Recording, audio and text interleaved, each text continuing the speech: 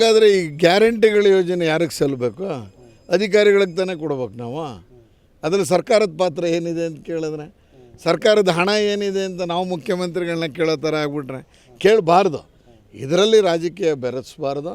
ನಾವೇನಾದ್ರು ಭಾರತೀಯ ಜನತಾ ಪಾರ್ಟಿಯ ನಮ್ಮ ಅಧ್ಯಕ್ಷರು ಹೋಗಿ ನಮ್ಮ ಪ್ರಧಾನಮಂತ್ರಿ ಗುಂಡರಿಸಿದ್ದಾರೆ ಅಂತ ಹೇಳಿದ್ದೀವ? ಎಲ್ಲೂ ಹೇಳಿಲ್ವಲ್ಲ.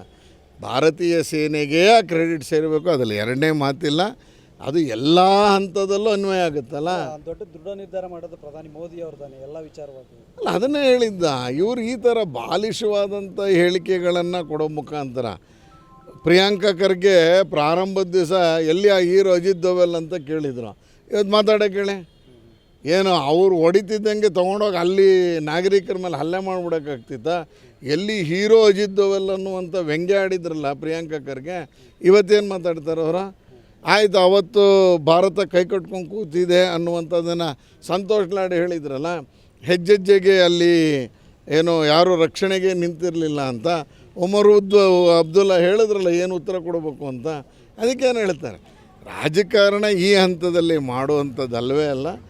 ಹಾಗಾಗಿ ನಾವೇ ಈ ಎಲ್ಲವನ್ನು ಯೋಧರಿಗೆ ಕೊಡ್ತಾ ಇದ್ದೀವಲ್ಲ.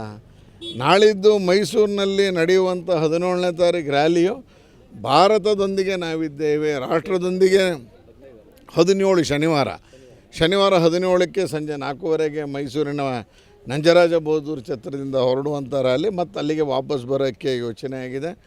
ಆ ಹಿನ್ನೆಲೆಯಲ್ಲಿ ಮೈಸೂರಿನ ಎಲ್ಲ ನಾಗರಿಕರು ಬರ್ತಾರೆ. ನಾವೇನು BJP ಧ್ವಜ ಹಾಕೋದೇ ಇಲ್ಲ. ಅವತ್ತು ಒಂದು ಫೋರಮ್ಮು ಮಾಡ್ಕೊಂಡಿದ್ದಾರೆ. ಆ ಫೋರಮ್ ಅಡಿಯಲ್ಲಿ BJPನೂ ಸೇರಿಕೊಳ್ಳುತ್ತೆ, ದಳವೂ ಸೇರುತ್ತೆ.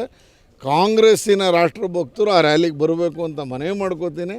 ಇದು ರಾಷ್ಟ್ರಕ್ಕಾಗಿ ಮಾಡ್ತಿರೋದು, ಯೋಧರಿಗಾಗಿ ಮಾಡ್ತಿರೋದು, ರಾಷ್ಟ್ರದ ಸೈನಿಕರ ಮನೋಸ್ಥೈರ್ಯವನ್ನು ಜಾಸ್ತಿ ಮಾಡೋಕ್ಕೆ ಮಾಡ್ತಿರುವಂಥ ಪ್ರಯತ್ನ. ಯಾವ ಅಲ್ಲ, ಚರ್ಚೆ ಸ್ವರೂಪ ಬೇರೆ ಇರ್ಬೋದು. ಈಗ ಯಾರೋ ಒಬ್ಬರು ಒಂದು ಒಳ್ಳೆ ಮಾತು 4 ದಿವಸ ತಡೀರಿ ನೋಡೋಣ ಅಂತ ಹೇಳಿದಾಗ ಆಗುವ ಅನಾಹುತಕ್ಕಿಂತ ಕದನ ವಿರಾಮ ಮೇಲೇನೋ ಅನ್ನುವಂಥದ್ದನ್ನು ಯೋಚನೆ ಮಾಡಿರ್ಬೋದು. ಆ ಹಂತದಲ್ಲಿ ಏನಾಗಿದೆ ಅನ್ನೋದನ್ನು ವಿಶ್ಲೇಷಣೆ ನಾನು ಮಾಡೋಕ್ಕಾಗ್ತಾಯಿಲ್ಲ. ಇರ್ಬೋದು, ಟ್ರಂಪ್ ಅವರು ಮಾತಾಡಿದ್ದಾರೆ, ಅಕ್ಕಪಕ್ಕ ನೆರೆ ರಾಷ್ಟ್ರಗಳ ಅನೇಕ ಜನದ ಜೊತೆ ಅಜಿತ್ ದೋವಲ್ ಸರ್ ಮಾತಾಡಿದ್ದಾರೆ, ಜೈಶಂಕರ್ ಅವರು ಮಾತಾಡಿದ್ದಾರೆ. ಎಲ್ಲದರ ಕಾರಣಕ್ಕೆ ಭಾರತ ಆಕ್ರಮಣ ಮಾಡಿದಾಗ ಅಕ್ಕಪಕ್ಕದ ಯಾವುದೇ ರಾಷ್ಟ್ರದ ಒಬ್ಬ ಪ್ರಮುಖನೂ ಮಾತಾಡಲಿಲ್ಲ. ಭಾರತ ಮಾಡ್ತಿರೋ ಸರಿ ಇಲ್ಲ ಅಂತೆಲ್ಲರೂ ಹೇಳಿದ್ದಾರೆ. ಎಲ್ಲರೊಂದಿಗೆ ಸಂಬಂಧ ಚೆನ್ನಾಗಿ ಇಟ್ಕೊಂಡಿದ್ದರಿಂದ ಆಗಂತ ಆಯಿತು. ಜಾಗತಿಕ ಮಟ್ಟದಲ್ಲಿ ಒಂದು ಮೆಚ್ಚುಗೆ ಭಾಳ. ಮೋದಿ ಅಂತ ಹೇಳಿದ್ರೆ ಅದಕ್ಕೆ ನಾವೇನೋ ಪದಗಳೇ ಇಲ್ಲ.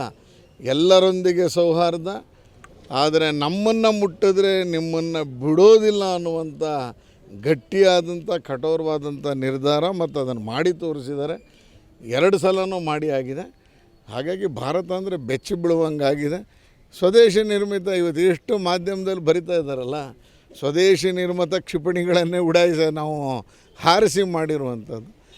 ಎಲ್ಲ ಜೈ ವಿಜ್ಞಾನ್, ಜೈ ಕಿಸಾನ್ ಮತ್ತು ಜೈ ಜವಾನ್ ಅಂತ ನಾವೇನು ಹೇಳ್ತಾಯಿದ್ವಿ, ಆ ರೀತಿಯಲ್ಲಿ ನಮ್ಮೆಲ್ಲ ಸೈನಿಕರಿಗೆ ಅಭಿನಂದನೆಗಳು.